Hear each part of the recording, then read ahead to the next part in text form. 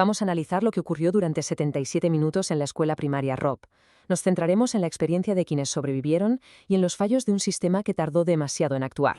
Estas fueron las palabras de una niña, atrapada en su clase llamando al 911. Son palabras que nos transportan a un horror que cuesta imaginar, sobre todo mientras fuera, en el pasillo, el tiempo transcurría de una forma muy, muy diferente. 77. No es solo un número. Es la cantidad de minutos que niños y profesores estuvieron secuestrados por un tirador, esperando un rescate que tardó 1 hora y 17 minutos en llegar. Para entender realmente lo que pasó tenemos que empezar dentro, en las aulas. Tenemos que verlo a través de los ojos de los niños que de alguna manera lograron sobrevivir. Esto fue lo que les dijo el tirador, un joven de 18 años, justo después de cerrar la puerta del aula y antes de empezar a disparar. En un instante, lo que era una clase normal de primaria se convirtió en un infierno. Ante un terror así, la reacción de estos niños fue increíble.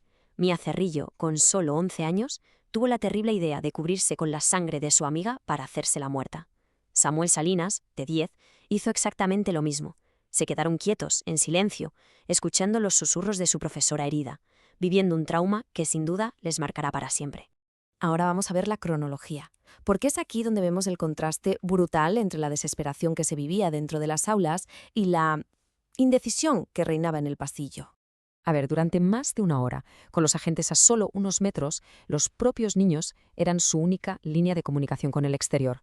A las 12:03, una niña susurra al 911 dónde está el tirador. A las 12:16 confirma que todavía hay gente viva. Y a las 12:43, su voz se rompe al suplicar que entren ya. Estaban proporcionando información vital, en tiempo real, pidiendo una ayuda que simplemente no llegaba.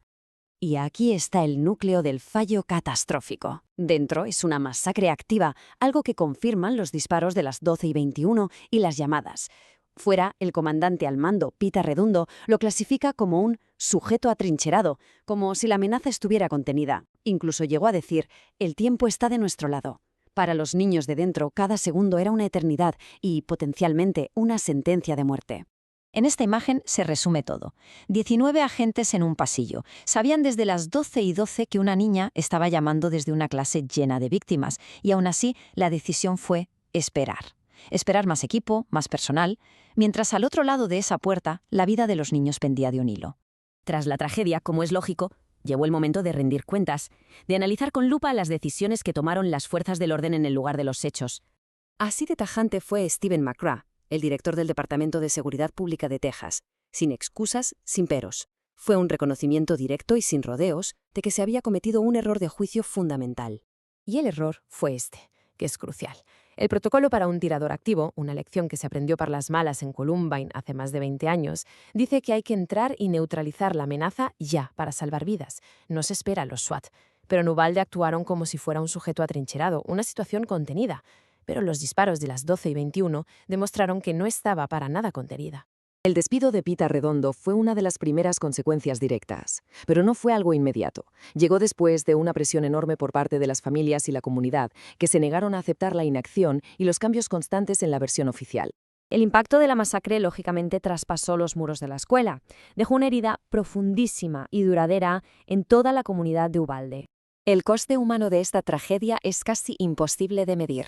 La historia de Irma y Joe García es un ejemplo terrible de cómo el dolor se expande, rompiendo más vidas mucho después de que cesen los disparos.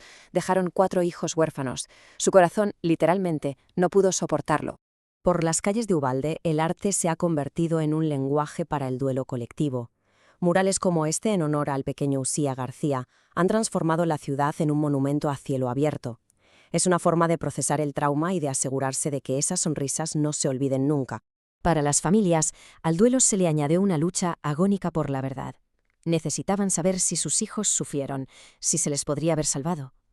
La falta de respuestas claras por parte de las autoridades no hizo más que agravar su dolor, convirtiendo su luto en una batalla por obtener la información más básica.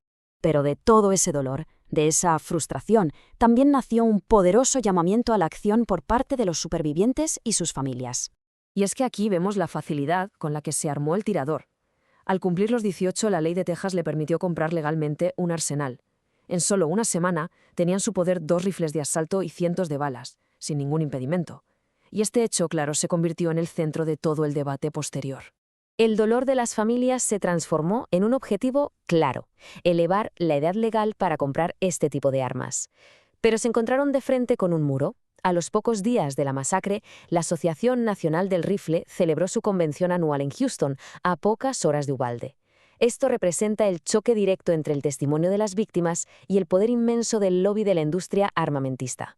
Y esta pregunta sigue resonando en Uvalde. El trauma, la pérdida y la lucha por obtener respuestas han redefinido a esta comunidad. Su batalla por la rendición de cuentas y por la reforma legal plantea una cuestión fundamental sobre la capacidad de una sociedad para proteger a sus hijos y aprender de sus fracasos más dolorosos.